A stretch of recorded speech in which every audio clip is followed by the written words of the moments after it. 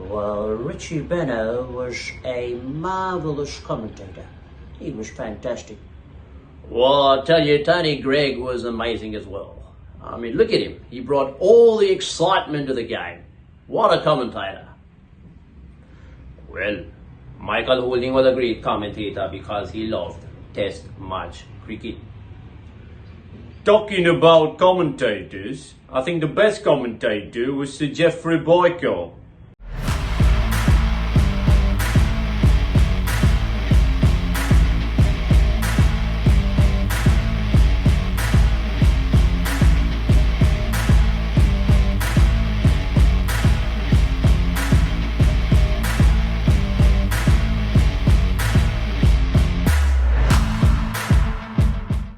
हर एक का अपना एक शौक होता है और हर शौक निराला होता है। एक ऐसा ही मुनफरद शौक किसी की आवाज़ की कॉपी करना यानी मिमिक्री है। जी हाँ, मशहूर शख्सियत जिनमें सियासतदान, फ़नकार और खिलाड़ी जो होते हैं, उनकी आवाज़ की कॉपी करने वाले हमें अपने इर्द-गिर्द नज़र आते हैं। ये बाकमाल फ़नकार हैं जो बड़ी खूबसूरती से इन मशहूर शख्सियत की आवाज़ की कॉपी करते हैं, मिमिक्री करते हैं। इस फ़न में उन्हें उबूर हासिल है, दस्तरस हासिल है, कमाल की महारत हासिल होती है इन लोगों को। आज मैं आपको एक ऐसे ही साहब से मिलवाने जा रहा हूं जो क्रिकेट से जुनून की हद तक मोहब्बत करते हैं, लेकिन उनकी सबसे बड़ी खूबी क्रिकेट के मशहूर कमेंटेटर्स की मिमिक्री करना है। उनकी आवाज़ की जिस तरह वो कॉपी करते हैं तो ऐसा लगता है कि हम उसी कमेंटेटर को सुन रहे हैं। ये मिमिक्री नहीं है बल्कि हकीकत का गुमान होता है। मुंबई से ताल्लुक़ रखने वाले शारंग श्रीरंगापुर इस वक्त मेरे साथ इस प्रोग्राम में मौजूद हैं। बाय प्रोफेशन वो अकाउंटेंट हैं, लेकिन जैसे मैंने बताया कि क्रिकेट से उनको जुनून की हद तक मोहब्बत है और इसी मोहब्बत का इजहार उन्होंने इस अंदाज से किया है कि क्रिकेट कमेंटेटर्स की आवाज़ की वो कॉपी करते हैं। कोई आसान काम नहीं है। इसमें उन्होंने किस तरह महारत हासिल की, किस तरह इस शौक़ को वो आगे बढ़ा रहे हैं, ये हम उनसे पूछते रहेंगे। सवाल जवाब का सिलसिला तो जारी रहेगा, लेकिन सबसे पहले शारंग भाई आपका मैं शुक्रिया अदा करूंगा कि आपने मुझे वक्त दिया, मुझे ये मौका दिया कि आपके बारे में, आपके इस फ़न, आपकी इस कला के बारे में हम भी जान सकें। हमारे जो दर्शक हैं, हमारे जो देखने वाले हैं इस यूट्यूब चैनल को, वो भी आपका ये फ़न जो है वो देख सकें। तो सवाल जवाब तो जैसे मैंने कहा कि होते रहेंगे। कई सवालात हैं मेरे जहन में, लेकिन मैं चाहूँगा कि इब्तिदा जो है वो कुछ मिमिक्री, कुछ इस तरह की आवाज़ों से हो जाए कि जिसके लिए आप मशहूर हैं, जिस फ़न में आपको महारत हासिल है, तो कुछ आवाज़ें हो जाएं क्रिकेट कमेंटेटर्स की। सबसे पहले तो राशिद साहब, a huge thank you to you. आपसे बात करने का मौका मिल रहा है। I think it's fantastic, it's a great honour for me. तो एक स्पेशल सेगमेंट करते हैं जिसमें क्रिकेटर्स और कमेंटेटर्स जो हैं वो खुद को इंट्रोड्यूस कर रहे हैं। उनकी आवाज में मैं उनको ही इंट्रोड्यूस करूंगा। Well, Richie Benno was a marvelous commentator. He was fantastic. Well, I'll tell you, Tony Gregg was amazing as well. I mean, look at him. He brought all the excitement to the game. What a commentator. Well, Michael Holding was a great commentator because he loved Test match cricket.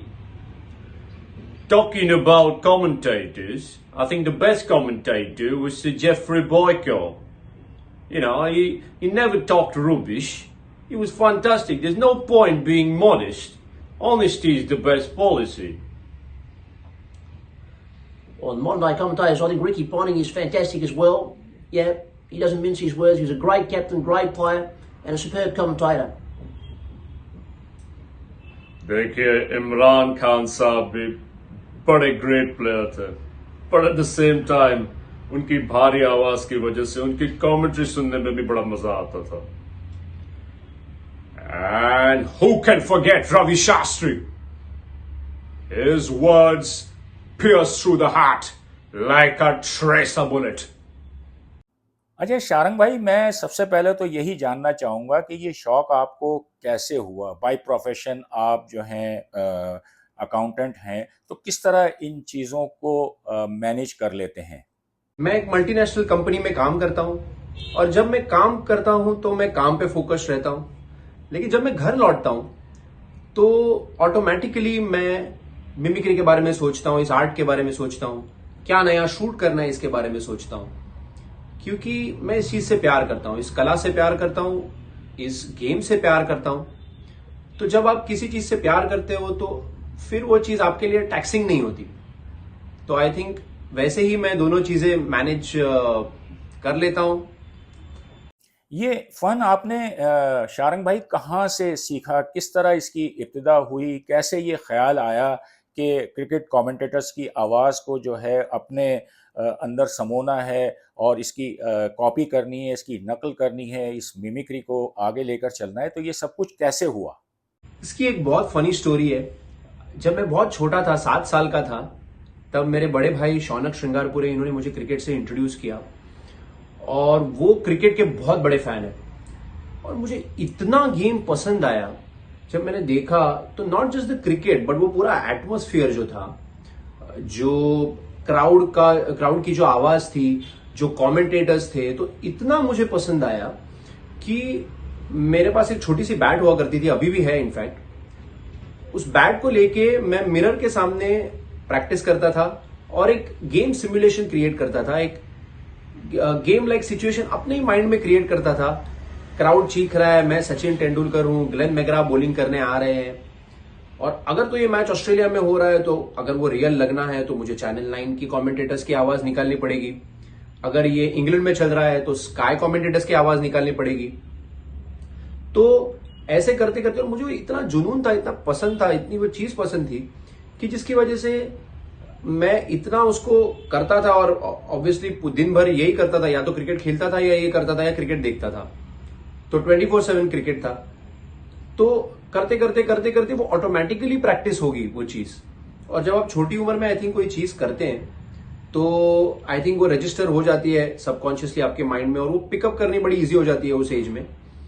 And then बहुत साल बाद मैंने जब किसी को ये बात कही और मैंने कहा कि मैं ऐसे ऐसे करता था और ये आवाज मैं निकालता था, तो उन्होंने कहा कि अरे अब निकाल के दिखा।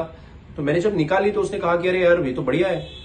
मुझे लगा यार दोस्त है तो इसके लिए ऐसे ही चढ़ाने के लिए कह रहा है, पर वो वाली बात थी नहीं।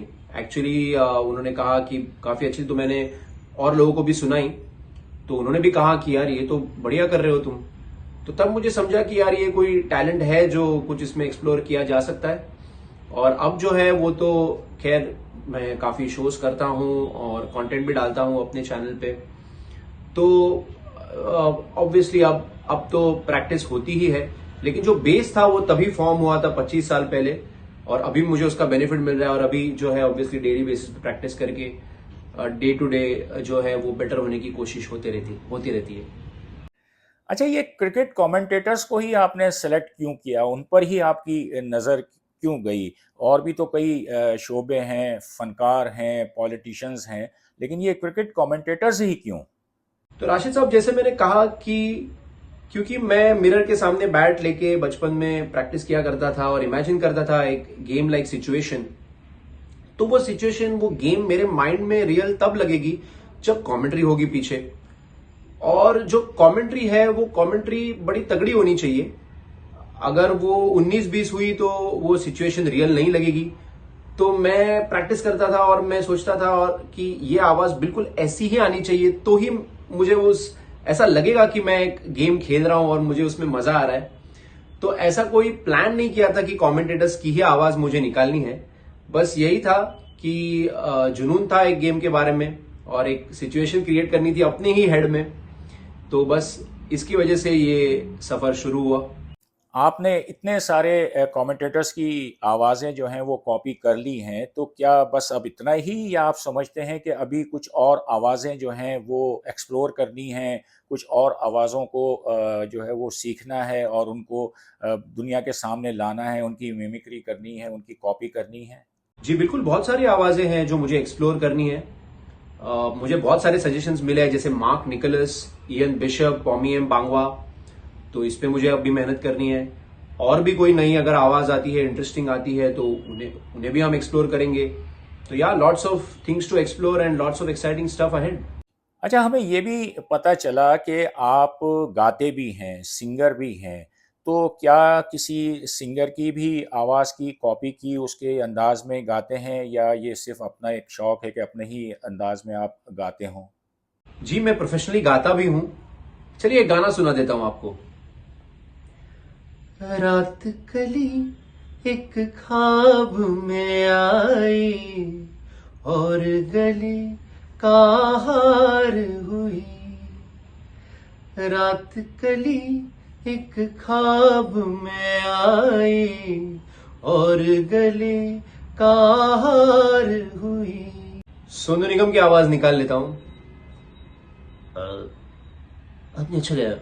और बहुत सारे लोग जो एहसान तेरा होगा जो गाना है रफी साहब का, वो जो गाते हैं वो बड़े खास तरीके से गाते हैं। तो एहसान तेरा, ये मुलायमपन उनके गाने में नहीं दिखता। तो ये जो मुलायमपन है, जो सॉफ्टनेस है रफी साहब की आवाज़ में, आई थिंक ये दिखना बड़ा इंपॉर्टेंट है। तो ऐसा कभी कभी लगता है कि हम उन पर एहसान करें उनका गाना सुन के, जो लोग गाना गाते हैं। और रफी साहब जैसे कोई नहीं है। रफी साहब is the greatest. Her commentator की अपनी आवाज़ है, उसका अपना एक अंदाज होता है। तो किस कमेंटेटर की आवाज़ की कॉपी करना आपके लिए सबसे ज़्यादा मुश्किल लगा हो? ऐसी बहुत सारी वॉइसेस है इनफैक्ट जो डिफिकल्ट है। संजय मांजरेकर साहब की वॉइस बड़ी डिफिकल्ट है। उनकी वॉइस का जो टेक्सचर है वो बड़ा यूनिक है। So Sanjay Manjrekar, if you see, you know, he doesn't mince words. He calls a spade a spade. He's a very straightforward commentator. David Lloyd साहब की वॉइस बड़ी स्ट्रेन देती है वॉइस को अगर जब निकालते हैं, और एक्सेंट भी बड़ा डिफिकल्ट है। With David Lloyd's voice, he's really tough. I can tell you that. He's a great commentator, but it's a tough voice to crack. But he's fantastic. अच्छा, आप इतने सारे क्रिकेट कमेंटेटर्स की आवाज़ें निकाल लेते हैं, तो कभी किसी क्रिकेटर ने, किसी कमेंटेटर ने, फॉर्मर प्लेयर ने कभी आपसे कांटेक्ट किया, आपकी तारीफ की? जी बिल्कुल, बहुत लोगों ने तारीफ की। टाइम्स नाउ जो कि एक बहुत बड़ा न्यूज चैनल है, उन्होंने रिसेंटली मेरा एक इंटरव्यू लिया। और भी न्यूज चैनल्स हैं जिनके साथ इंटरव्यूज आने वाले हैं, रेडियो स्टेशंस है जिनके साथ इंटरव्यूज लाइंड अप है, बहुत सारे फन कोलैबोरेशंस आने वाले हैं। तो yeah lots of exciting things lined up.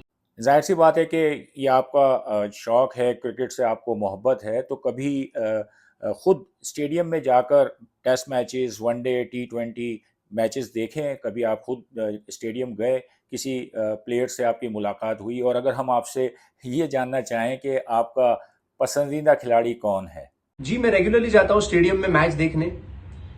मेरे फेवरेट क्रिकेटर है सचिन तेंदुलकर साहब, द गॉड ऑफ क्रिकेट। किसी क्रिकेटर से मिलने का मौका तो मुझे कभी नहीं मिला, लेकिन हरभजन सिंह साहब ने मेरी एक वीडियो शेयर की थी ट्विटर पे, जो उन्हें बड़ी पसंद आई थी और बहुत तारीफ की थी उसकी। तो that was a huge day for me because he is one of my favourite cricketers. That was an amazing day. Danny Morrison साहब ने मेरे वीडियो पे कमेंट किया था, उन्हें मेरी एक वीडियो बड़ी पसंद आई थी जिसमें मैंने उन्हीं की मिमिक्री की थी। तो that was again a huge thing for me. And अगर before signing off I would just like to say, अगर आप सबको ये इंटरव्यू पसंद आया तो please please please follow me on social media, follow my Instagram page, the handle is sharang_94, the Twitter handle is sharang88, and YouTube पे भी आप मेरे चैनल को सब्सक्राइब कर सकते हैं। आप मेरा नाम सर्च कर लीजिए, आपको चैनल मिल जाएगा। A lot of exciting content coming up, unique content coming up जो आपने पहले कभी देखा नहीं होगा। तो please follow me. And Rashid साहब, आपका big thank you to you Rashid साहब। I think it's a great honour for me to connect with you and it's been a fantastic interview. And yeah thank you so much guys. तो साथियों, ये थे शारंग श्रृंगापुर, जिनकी मज़ेदार गुफ्तगू आपने सुनी।